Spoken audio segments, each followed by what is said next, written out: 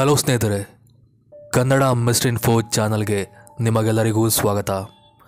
ಇವತ್ತು ನಾನೊಂದು ಹಾರರ್ ಸ್ಟೋರಿನ ನಿಮಗೋಸ್ಕರ ತಗೊಂಡು ಬಂದಿದ್ದೀನಿ. ಇದು ನಮ್ಮ ಕರ್ನಾಟಕದ ಬಂಡೀಪುರ ಹೋಗುವ ಆ ಒಂದು ಹೈವೇ ಏನಿದೆ ಅಲ್ಲಿ ಆದಂಥ ಒಂದು ನೈಜ ಘಟನೆ. ಈ ಕತೆ ನಿಜವಾಗಲೂ ಸಿಂಪಲ್ ಆಗಿ ಸೂಪರ್ ಆಗಿದೆ. ಹೀಗೆ ಕೇಳ್ತಾ ಹೋಗಿ ಸ್ಕಿಪ್ ಮಾಡಬೇಡಿ. ಒಂದು ವೇಳೆ ಇಷ್ಟ ಆದರೆ ಲೈಕ್ ಮಾಡಿ. ಸೊ ಹಾಗಾದರೆ ಹೆಚ್ಚಿನ ಟೈಮ್ ವೇಸ್ಟ್ ಮಾಡದೆ ಸೀದಾ ಈ ಕತೆಗಡೆ ಹೋಗೋಣ. ನಾವು ಮೊದಲೇ ಹೇಳಿದಾಗೆ ಈ ಕತೆ ಆಗಿದ್ದು ಬಂಡೀಪುರದಲ್ಲಿ ಅಂತ. ನಿಮ್ಗೆ ಗೊತ್ತೇ ಇದೆ ಆ ಒಂದು ಜಾಗ ನಮ್ಮ ಕರ್ನಾಟಕದಲ್ಲಿ ಎಷ್ಟು ಫೇಮಸ್ ಆಗಿದೆ ಅಂತ. ಸೊ ಆ ಒಂದು ಜಾಗಕ್ಕೆ ಟ್ರಿಪ್ಗೆ ಅಂತ ಹೋದಂಥ ಕೆಲವೊಬ್ಬ ಗೆಳೆಯರ ನೈಜ ದುರಂತ ಕತೆ ಇದು. ಅಂದಾಗೆ ದುರಂತ ಅಂದರೆ ಅವರೊಟ್ಟಿಗೇನು ಕೆಟ್ಟದಾಗಲಿಲ್ಲ, ಬಟ್ ಅವರಿಗೆ ಒಂದು ನೈಜ ಎಕ್ಸ್ಪೀರಿಯನ್ಸ್ ಆಗಿದೆ.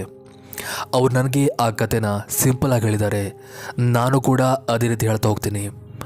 ಅಂದಾಗೆ ಈ ಒಂದು ಘಟನೆನ ಎಕ್ಸ್ಪೀರಿಯನ್ಸ್ ಮಾಡಿದ ಆ ಒಂದು ಮೇನ್ ವ್ಯಕ್ತಿ ಅಂದರೆ ಅವನ ಹೆಸರು ರಾಕೇಶ್ ಅಂತ. ಅವನು ಮೂಲತಃ ತುಮಕೂರವನು, ಬಟ್ ಅವನ ಕಸಿನ್ಸ್ ಆಗಿ ಇನ್ನೂ ತುಂಬ ಗೆಳೆಯರೇನಿದ್ದಾರೆ ಅವರು ಬೆಂಗಳೂರಲ್ಲಿ ವಾಸವಾಗಿದ್ದಾರೆ. ಇವನು ತನಗೆ ಬಿಡುವಿದ್ದಾಗ ಅಂದರೆ ರಜೆ ಇದ್ದಾಗಲ್ಲ ಬೆಂಗಳೂರಿಗೆ ಆವಾಗವಾಗ ಹೋಗಿ ಅಲ್ಲಿರೋ ಕೆಲವು ಪ್ಲೇಸ್ಗಳಿಗೆ ವಿಸಿಟ್ ಕೊಡ್ತಾ ಬರ್ತಿದ್ದ. ಹೀಗೆ ಒಂದಿನ ರಜೆ ಇದ್ದ ಕಾರಣ ಅವನೊಬ್ಬನೇ ತುಮಕೂರಿಂದ ಸೀದಾ ಬೆಂಗಳೂರಿಗೆ ಪ್ರಯಾಣ ಮಾಡ್ತಾನೆ. ಹಾಗೆ ಅಲ್ಲಿರೋ ಗೆಳೆಯರ ಹತ್ರ ಅಂದರೆ ತನ್ನ ಕಸಿನ್ಸ್ ಒಟ್ಟಿಗೆ ಕಾಲ ಕಳೀತಾ ಎಂಜಾಯ್ ಮಾಡ್ತಾ ಹೋಗ್ತಾನೆ. ಒಂದೆರಡು ದಿನ ಎಂಜಾಯ್ ಮಾಡ್ತಾರೆ, ಬಟ್ ಅವರಿಗೆ ಆ ಮನೇಲಿದ್ದಿದ್ದು ಬೋರ್ ಆಗುತ್ತೆ. ಆವಾಗ ಅವರು ಟ್ರಿಪ್ ಪ್ಲ್ಯಾನ್ ಆಗ್ತಾರೆ. ಸೊ ಆವಾಗ ರಾಕೇಶ್ನ ಕಸಿನ್ಸ್ ಎಲ್ಲ ಒಂದು ಪ್ಲೇಸ್ ಬಗ್ಗೆ ಹೇಳ್ತಾರೆ, ಅದೇ ಬಂಡೀಪುರ ಪ್ಲೇಸ್. ಸೊ ಅವರು ಥಿಂಕ್ ಮಾಡದೆ ಆ ಒಂದು ಪ್ಲೇಸ್ಗೆ ಹೋಗುವಂತ ಡಿಸೈಡ್ ಮಾಡ್ತಾರೆ. ಬಟ್ ಅವರು ಮಾಡಿದ ಒಂದು ತಪ್ಪು ಅಂದರೆ ತುಂಬ ಟ್ರಾಫಿಕ್ ಇದ್ದ ಕಾರಣ ನಾವು ರಾತ್ರಿ ಟೈಮಲ್ಲಿ ಪ್ರಯಾಣ ಮಾಡಬೇಕಂತ ಡಿಸೈಡ್ ಮಾಡಿದರು. ಅದು ಆ್ಯಕ್ಚುಲಿ ಅವರು ಮಾಡಿದಂಥ ಒಂದು ದೊಡ್ಡ ತಪ್ಪು. ರಾತ್ರಿ ಬದಲು ಬೆಳಗ್ಗೆ ಹೋಗಿದ್ದಿದ್ರೆ ಅವರು ಆ ಒಂದು ಘಟನೆಯಿಂದ ಸೇಫ್ ಆಗ್ತಿದ್ರೇನೋ. ಎನಿವೆ ಆ ಒಂದು ಪ್ಲ್ಯಾನ್ಗೆ ಇವನ್ ರಾಕೇಶ್ ಕೂಡ ಹಿಂದೇಟಾಗಲಿಲ್ಲ. ಅಂದಾಗೆ ಆ ಗ್ರೂಪಲ್ಲಿರೋ ಯಾರಿಗೂ ಕೂಡ ಭಯ ಇರಲಿಲ್ಲ. ಸೊ ಅವರು ರಾತ್ರಿ 11:30 ಹಾಗೆ ತಮ್ಮ ಕಾರ್ ಮೂಲಕ ಪ್ರಯಾಣವನ್ನು ಶುರು ಮಾಡ್ತಾರೆ. ಎಲ್ಲರೂ ತುಂಬ ಅಡ್ವೆಂಚರಸ್ ಆಗಿರುವ ವ್ಯಕ್ತಿಗಳಂತ ಹೇಳ್ಬೋದು. ಯಾರಿಗೂ ಕೂಡ ಭಯ ಇಲ್ಲದೆ ಆ ಒಂದು ಮಿಡ್ ನೈಟಲ್ಲಿ ಆರಾಮಾಗಿ ತಮ್ಮ ಪ್ರಯಾಣವನ್ನು ಶುರು ಮಾಡ್ತಾರೆ. ನಿಮಗೆ ಗೊತ್ತಿರ್ಬೋದು ಬಂಡೀಪುರಕ್ಕೆ ಹೋಗಲಿಕ್ಕೆ ತುಂಬ ದಾರಿ ಇದೆ, ಬಟ್ ಆಲ್ಮೋಸ್ಟ್ ಎಲ್ಲ ಜನ ಕೂಡ ಅಂದರೆ ಅಲ್ಲಿ ಹೋಗೋ ತುಂಬ ಜನ ಕೂಡ ನಂಜನಗೂಡು ರೋಡನ್ನು ಚೂಸ್ ಮಾಡ್ತಾರೆ ಹೋಗಲಿಕ್ಕೆ. ಯಾಕಂದರೆ ರಾತ್ರಿ ಇದ್ದರೂ ಕೂಡ ಆ ಟೈಮಲ್ಲಿ ಆ ಒಂದು ಪ್ಲೇಸಲ್ಲಿ ಗಾಡಿಗಳು ತಿರುಗಾಡೋದು ತುಂಬ ಕಡಿಮೆ, ನಾವು ಆರಾಮಾಗಿ ಸ್ಪೀಡಲ್ಲಿ ಹೋಗ್ಬೋದಂತ.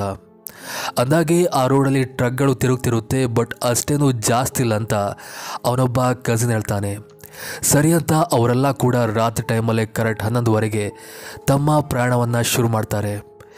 ಅಂದಾಗೆ ಇಲ್ಲಿ ರಾಕೇಶ್ಗೆ ಒಂದು ಕಾಯಿಲೆ ಇದೆ. ಅದು ಹೆಸರೇನಂತ ಗೊತ್ತಿಲ್ಲ, ಬಟ್ ಆ ಕಾಯಿಲೆ ಹೇಗಿದೆ ಅಂತ ನಿಮ್ಗೆ ಹೇಳ್ತೀನಿ. ಆ ಕಾಯಿಲೆನಪ್ಪ ಅಂದರೆ ಅವರಿಗೆ ರಾತ್ರಿ ಟೈಮಲ್ಲಿ ನಿದ್ದೆ ಬರಲ್ಲ. ಅಂದರೆ ನಿದ್ದೆ ಬರುತ್ತೆ ಗೊತ್ತಿಲ್ಲ, ಒಂದು ರೀತಿಯ ಆ ಒಂದು ಫೋಬಿಯಾ ಅವನಿಗಿದೆ. ನಿದ್ರೆ ಬರದೆ ಯಾವತ್ತೂ ಗೂಬೆ ಥರ ಎಚ್ಚರದಲ್ಲಿರೋದು ಅವನ ಒಂದು ಕಾಯಿಲೆ ಆಗಿತ್ತು. ಸೊ ರಾಕೇಶ್ನ ಇಬ್ಬರು ಕಸಿನ್ ಮುಂದೆ ಕೂತಿದ್ರೆ ಅವನ ಇನ್ನು ಉಳಿದ ಇಬ್ಬರು ಕಸಿನ್ ಅವನ ಹಿಂದೆ ಕೂತಿದ್ರು.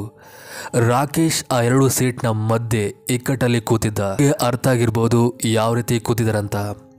ಸೊ ಹೀಗೆ ಸುಮಾರು ಹೊತ್ತಿನ ಪ್ರಯಾಣ ನಂತರ ಎಲ್ಲರೂ ಒಂದು ನಿರ್ಜನವಾದ ಪ್ಲೇಸ್ಗೆ ತಲುಪ್ತಾರೆ.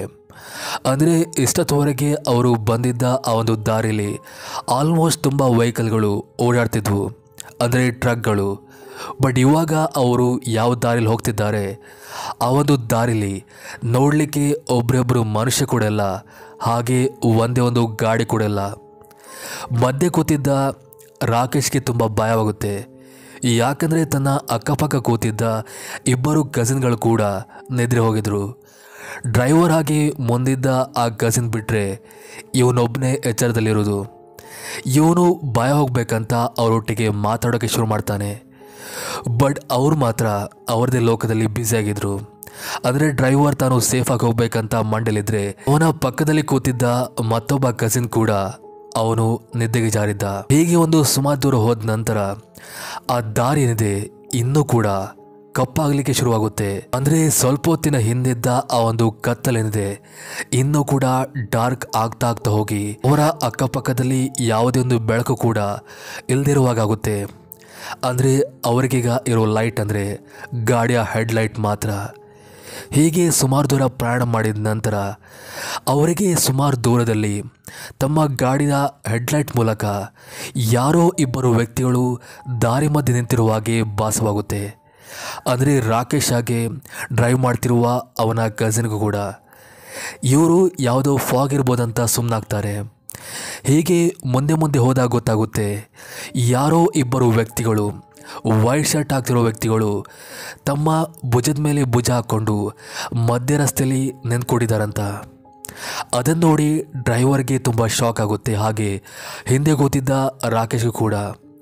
ಸೊ ಇವನು ಗಾಡಿನ ಅಲ್ಲೇ ಸ್ಟಾಪ್ ಮಾಡಿ ಡೋರ್ನ ಓಪನ್ ಮಾಡಿ ಸೀದಾ ಅವರ ಹತ್ರ ಹೋಗ್ತಾನೆ. ಒಳಗಿದ್ದ ರಾಕೇಶ್ಗೆ ಅವರ ಮುಖ ತೋರ್ತಿದ್ದೆ ಹೊರತು ಬೇರೇನೂ ಕೂಡ ಕರೆಕ್ಟಾಗಿ ತೋರ್ತಿರಲಿಲ್ಲ. ಸೊ ಇವನಿಗೆ ಗಾಬರಿ ಆಗ್ತಿರುತ್ತೆ ಏನಾಗ್ತಿದೆ ಅಂತ. ಸ್ವಲ್ಪ ಹೊತ್ತಾದ ನಂತರ ಹೊರಗಿದ್ದ ಡ್ರೈವರ್ಗೆ ಏನಾಗುತ್ತೋ ಗೊತ್ತಿಲ್ಲ, ಅವನು ಒಂದೇ ಸಮನೆ ಗಾಬರಿಯಲ್ಲಿ ಕಾರ್ ಒಳಗೆ ಬಂದು ಗಾಡಿನ ಸ್ಟಾರ್ಟ್ ಮಾಡಿಕೊಂಡು ಸೀದಾ ಆ ಇಬ್ಬರು ವ್ಯಕ್ತಿ ಏನು ನಿಂತಿದ್ದಾರೆ ಅವರ ಮೇಲೇ ಹಾರಿಸ್ಕೊಂಡು ಹೋಗ್ತಾರೆ. ಆದರೆ ಶಾಕಿಂಗ್ ವಿಷಯ ಏನಪ್ಪ ಅಂದರೆ ಅವ್ರ ಮೇಲೆ ಹಾರಿಸ್ಕೊಂಡು ಹೋಗಿದ್ರು ಕೂಡ ಅವರಿಗೆ ಏನೂ ಕೂಡ ಆಗೋದಿಲ್ಲ. ಲೈಕ್ ಒಂದು ಗಾಳಿ ಮೇಲೆ ಹಾರಿಸ್ಕೊಂಡಾಗಿತ್ತು, ಆ ರೀತಿ ಅವರಿಬ್ಬರಿಗೆ ಕೂಡ ಫೀಲ್ ಆಗಿತ್ತು. ರಾಕೇಶ್ ಅವನ್ನ ಬಾರಿ ಕೇಳ್ತಾನೆ ಏನಾಯಿತು ಅಂತ. ಬಟ್ ಇವನು ಮಾತ್ರ ಏನು ಕೂಡ ಬಾಯ್ಬಿಡದೆ ಸುಮ್ಮನೆ ಇರ್ತಾನೆ. ರಾಕೇಶ್ಗೆ ಆ ಒಂದು ಕ್ಯೂರಿಯಾಸಿಟಿನ ತಡ್ಕೊಳ್ಳಿಕ್ಕಾಗಲ್ಲ, ಇನ್ನೂ ಕೇಳ್ತಾ ಹೋಗ್ತಾನೆ. ಆವಾಗ ಡ್ರೈವರ್ ಹೇಳ್ತಾನೆ ನಾವು ನಮ್ಮ ಡೆಸ್ಟಿನಿ ರೀಚ್ ಆಗುವ ಆಮೇಲೆ ಹೇಳ್ತೇನಂತ. ಸರಿ ಅಂತ ಇವನು ಕೂಡ ಸುಮ್ಮನಾಗಿ ತುಂಬ ಹೊತ್ತಿನ ನಂತರ ಅವರು ತಮ್ಮ ಡೆಸ್ಟಿನಿ ರೀಚ್ ಆಗ್ತಾರೆ. ಆವಾಗ ರಾಕೇಶ್ ಆ ಡ್ರೈವರ್ನ ಅಂದರೆ ತನ್ನ ಕಸಿನ್ನ ದೂರ ಕರ್ಕೊಂಡೋಗಿ ಏನಾಯಿತು ಅಂತ ಕೇಳ್ತಾನೆ. ಆವಾಗ ಆ ವ್ಯಕ್ತಿ ಹೇಳ್ತಾನೆ ನಾನು ಆ ವ್ಯಕ್ತಿಗಳು ಏನಿರ್ಬೋದಂತ ಅವ್ರನ್ನ ಚೆಕ್ ಮಾಡೋಕ್ಕೆ ಗಾಡಿಯಿಂದ ಕೆಳಗೋದೆ. ಅವರ ಒಂದು ಮ್ಯಾನರ್ಸ್ ಏನಿದೆ ತುಂಬ ವಿಚಿತ್ರವಾಗಿತ್ತು. ಅಂದರೆ ಅವರ ಬಟ್ಟೆ ಎಲ್ಲ ಕೊಳೆ ಆಗಿತ್ತು. ಹಾಗೆ ವಿಚಿತ್ರ ಏನಪ್ಪ ಅಂದರೆ ಅವರಿಬ್ಬರಿಗೆ ದೇಹ ಎಲ್ಲ ಇತ್ತು. ಬಟ್ ಶಾಕಿಂಗ್ ಅಂದರೆ ಅವರಿಬ್ಬರ ಕಾಲಿರಲಿಲ್ಲ, ಅವರ ದೇಹ ಗಾಳಿಯಲ್ಲಿ ತೇಲಾಡ್ತಿತ್ತು ಅಂತ.